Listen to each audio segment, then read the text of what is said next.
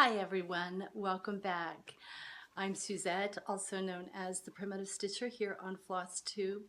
Thank you for stopping by for a visit. If you are a returning subscriber, thank you. I appreciate you coming back. And if you're new to my channel, thank you also. I hope that you enjoy the visit. Today is Thursday, March 30th. I've been on spring break this week and I had anticipated doing several videos this week. However, the weather has not cooperated. It has been very rainy and every opportunity that I had to video, the lighting was so horrible that the video was too dark. And when it was nice, I had other commitments. So hopefully the sunshine will cooperate today and I'll be able to get to my video. A few videos ago, I shared with you how I store my floss and my charts. And I had promised to come back and share with you how I store my fabric. And I'm also going to share some other storage ideas with you today, if I can make it work. I had hoped that I would have one of my children here to actually be the videographer, but one is in Dallas, one is in Vegas, and the other one is meeting herself coming and going with work and school obligations. So hopefully I can make this work. The first thing I want to show you is how I store my fabric and some of my frames. I purchased an old wooden trunk, gosh, maybe about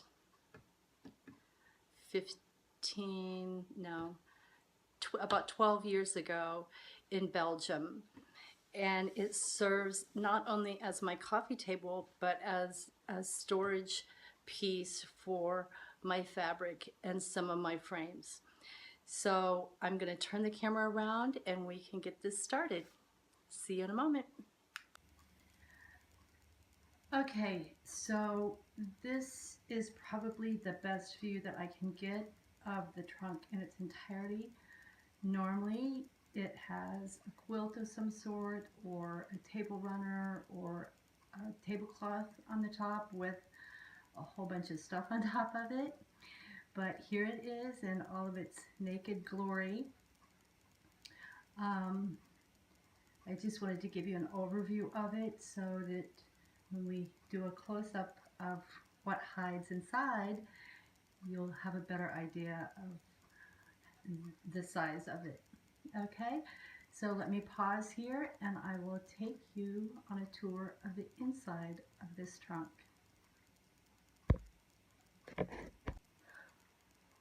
But wait, before we get to exactly what's inside, here's an overview of what it is like when it is open.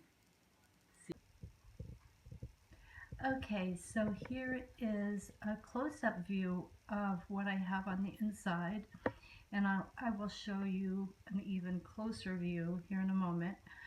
But here on the top right, I have a basket with all my even weave. On the top middle, I have my linen, 30 to 40 count. On the top left, I have just some pieces that I need to sort and put in the appropriate spots. Then on the bottom left, those are just scraps that I often use for smalls. I rarely get rid of anything scrap-wise because, well, I never know what I might need it for. Then on the bottom middle, I have my linen that's 25 to 28 count, and on the bottom right, I have all my Aida. Okay, let me see if I can pan over a little bit and show you. This little bin holds just some spare parts to frames and lighting. Okay, now I'm going to pause again so I can open the drawer on the bottom and show you what's inside of that. Okay, so this one I'm going to have to do handheld, and I'm sorry for the shakiness. But this is the drawer that pulls out at the bottom of the trunk, and as you can see, I have some hoops that I rarely use the plastic hoops anymore, but I do use them when my grandson comes over and he wants to cross stitch. They seem to fit his hands, the smaller ones do anyway, better. I also store my wooden frames in here. I have a variety of frames. Oh, you can see this is my Heaven and Earth, and that is on my Millennium, one of my Millennium frames. I have some log scroll frames. I have some miscellaneous ones like this one that I don't use a lot because I don't like stitching my piece onto that one. I also have just some basic scroll rods in here of various lengths, and then I have my log scroll frames in here. Further back in the back that I'm not going to dig out, I also have some long arm magnifiers. So that is kind of an overview, sorry for getting the knee shot in there, of how I store my my wooden frames. Okay, and we're going to pan back up here, and then I'll give you a closer look here in a moment of my fabric storage. Be right back. Okay, so these are the bins that I use to store my fabric in, and I picked these up. I think there's 2 in a package at Walmart for like less than $4. They've carried this style for a very long time, and so I feel like if I need to add to it, I can. I usually have a couple in reserve anyway at home. For my linen, because for me it's very easy to look at a piece of linen and know what count it is right off, I don't tag each piece of linen.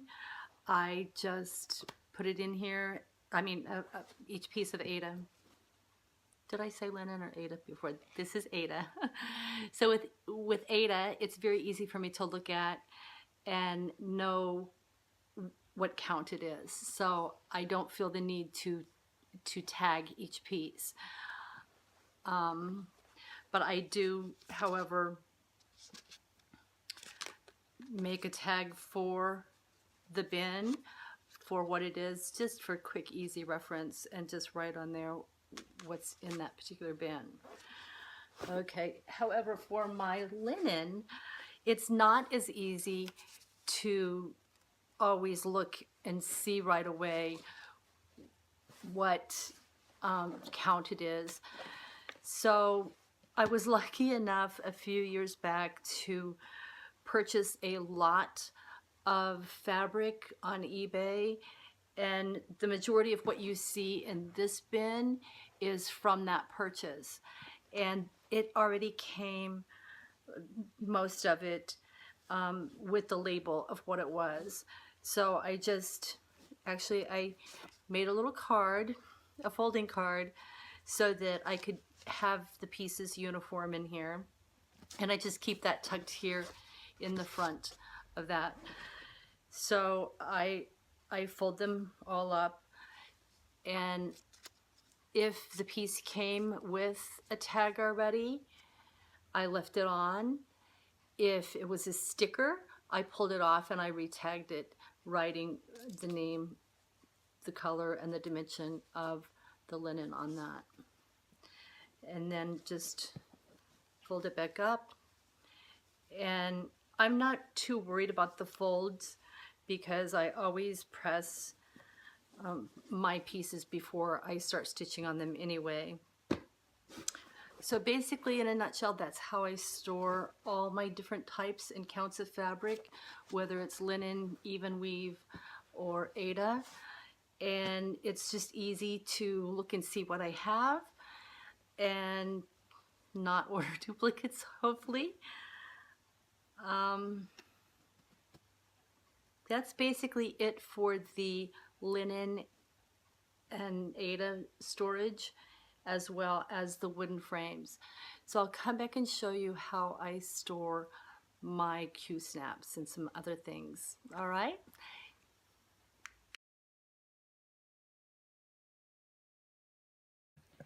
Okay, so what you're seeing here is one of my very favorite sewing boxes, and my ex-husband purchased this for me as a birthday present back in the mid-90s, and he searched high and low when we lived in New England for this, and finally found what he was looking for, and I have treasured it ever since. And it started off this obsession with sewing boxes.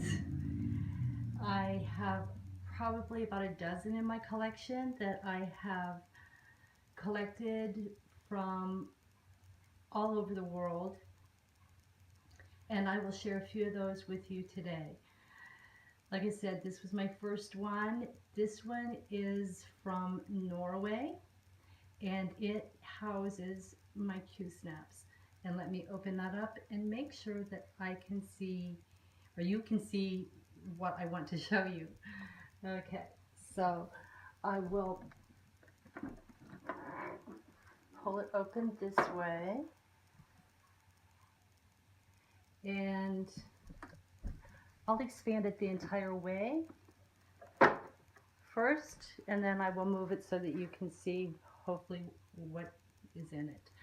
So as you can see down in the middle, those are the Q-snaps that I'm currently not using, but for the most part that's where they live when I'm not using them. I do, for the larger ones, have to take them apart and store them in there, but it's a fantastic way to store.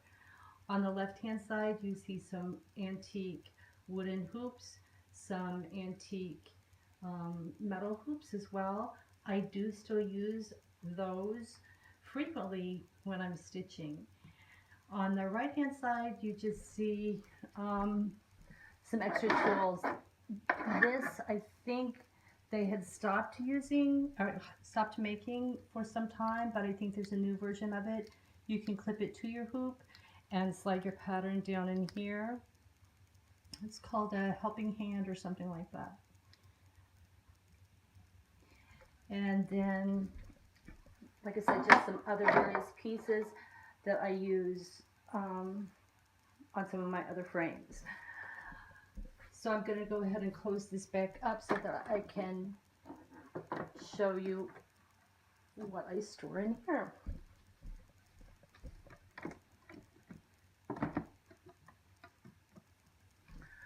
Okay, so on the top, in the top section, I just store extra clamps, extra joining things for my Q-snaps. And then on the right hand side, that's kind of a hot mess. I store extra pieces of felt that I use to put between the fabric and the Q-snap clamp. I also often use this shelf lining stuff here to put between my Q-snap and my Lowry frame clamp. And then just my thing for my Millennium frame and a hair clip to hold extra fabric. Okay, so that is box number one. I will show it to you again, all closed. And that sits beside my sofa within easy reach when I'm getting ready to start a new pattern. Okay. This is my next favorite sewing box. I purchased this one in France, and it sits by my stitchy spot, and I will open it and show you what lies inside. First, let me show you, it has this little pull-out section, and what I normally keep in here are my mag eyes. the extra pieces for those, and some Q-snap covers. Then I will pull this out.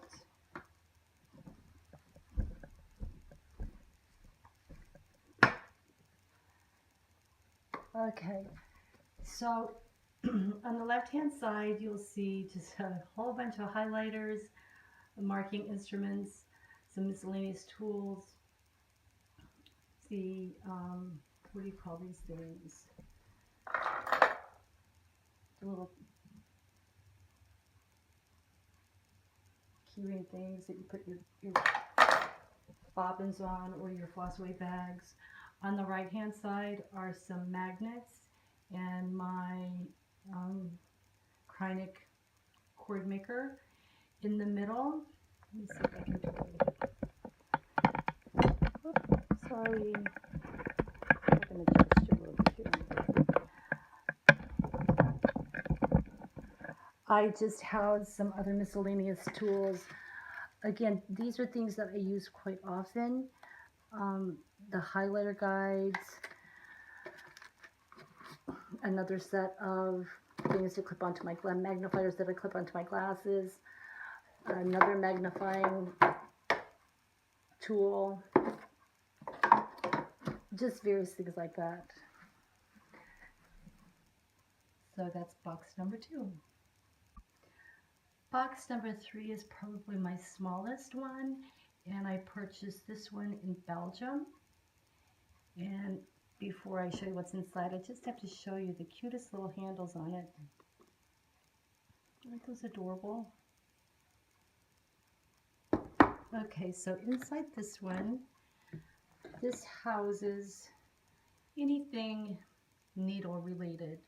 So I have my needles, I have my needle threaders, I also have my thread heaven and some beeswax. Then I will pull it out, and thread magic, and I also keep all kinds of little tins that I keep needles in, and I store every type of needle that I have, whether it's felting needles, quilting needles, cross stitch needles, all kinds of needles. About the only thing that I don't store in here are actual sewing needles, and those I keep in my craft room with my sewing supplies. But that was box number 3.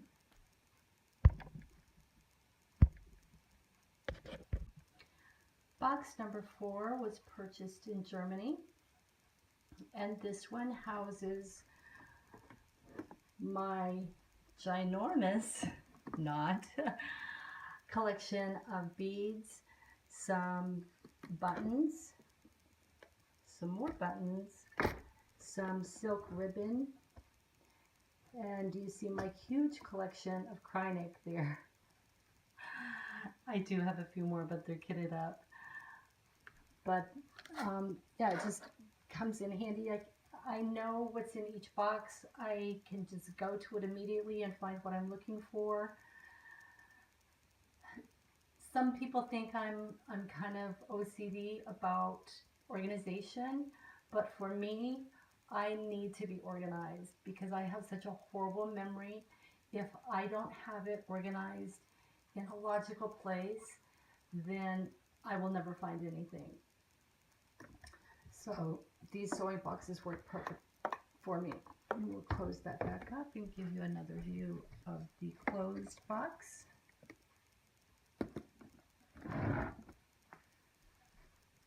So that was box number 4. And here is the last box that I'm going to show you today.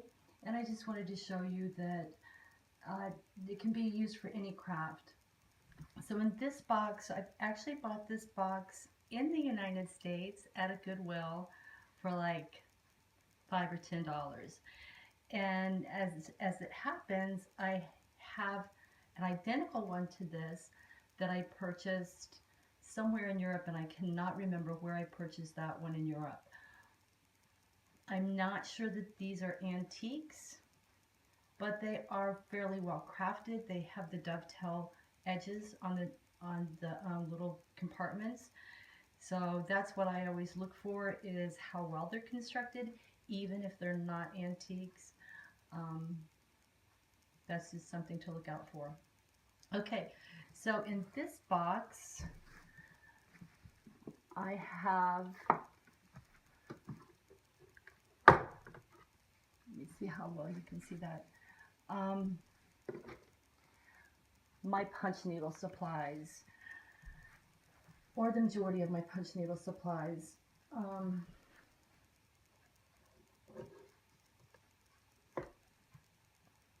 Speaking of punch needles, this was my very first punch needle. I'll show it to you. Isn't it cute? And I've yet to do anything with it, but it was fun to make. So you can see over on the right hand side, I have some of my needles, some thread that came with a kit. In the lowest one, I have some more needles and threaders in that little orangey yellow box. My patterns underneath that, just some instruction manual type things for my needles on the left hand side, and then on the top left, some fabric that is already pre-printed with the pattern, my one finish, and some small frames that I will use when I eventually get back to punch needle. So that is box number 5. Okay, so the final thing that I want to show you today for my storage is my what I keep beside my stitchy spot, and I will put a still shot of that in right here.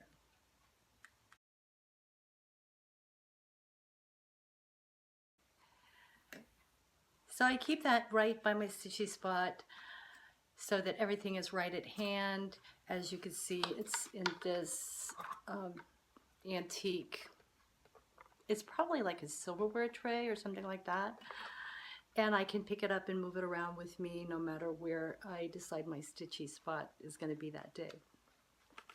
So to give you a closer look at what I keep with me at all times, I have this little container that my daughter made, and it holds a variety of marking pins so that I can mark my chart off. And of course the pencil sharpener goes with that because I do use the colored pencils most of the time.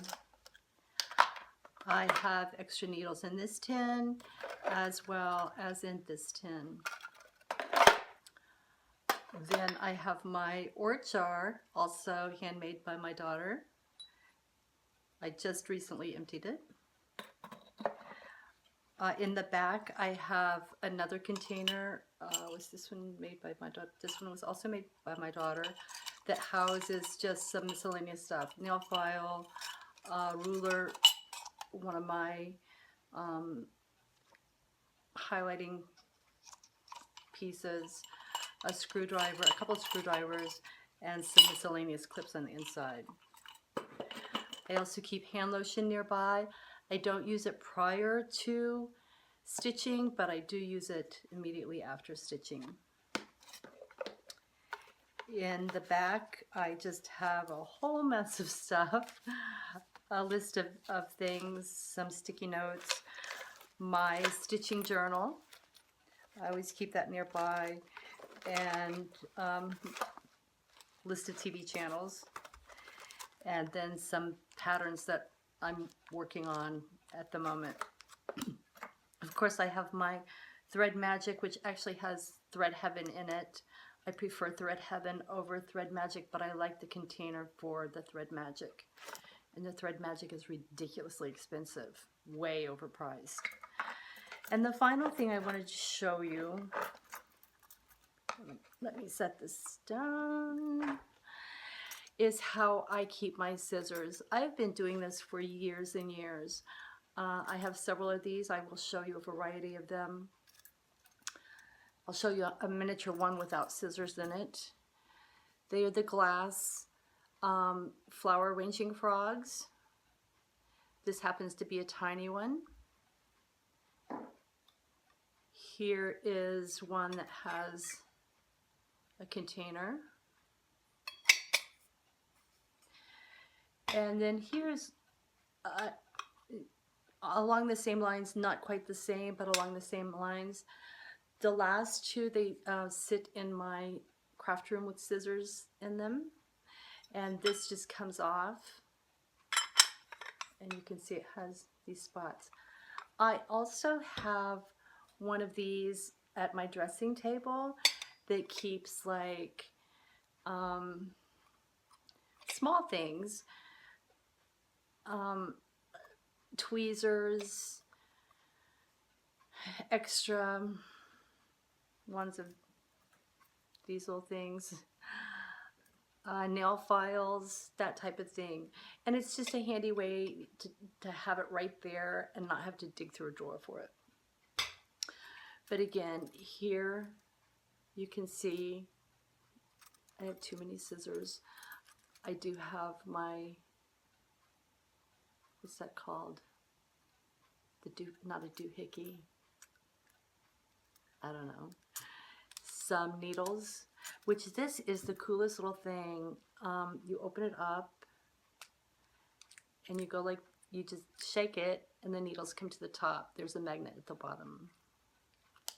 And that fits perfectly in here. So that's it for my storage solutions. I hope that you found at least one thing helpful in solving your storage solutions. I know my method isn't going to work for everyone, but it works for me. It does evolve occasionally. If I find that something will work better, I'm not afraid to change it. And I enjoy being organized. So, like I said earlier, if I'm not organized, I'm completely lost. And I would rather spend that time stitching rather than looking for something. So if I know where things are and I can go right to them, that leaves me more stitching time. So thank you for watching me today, and I hope you all are having a great stitchy week. Until next time, happy stitching.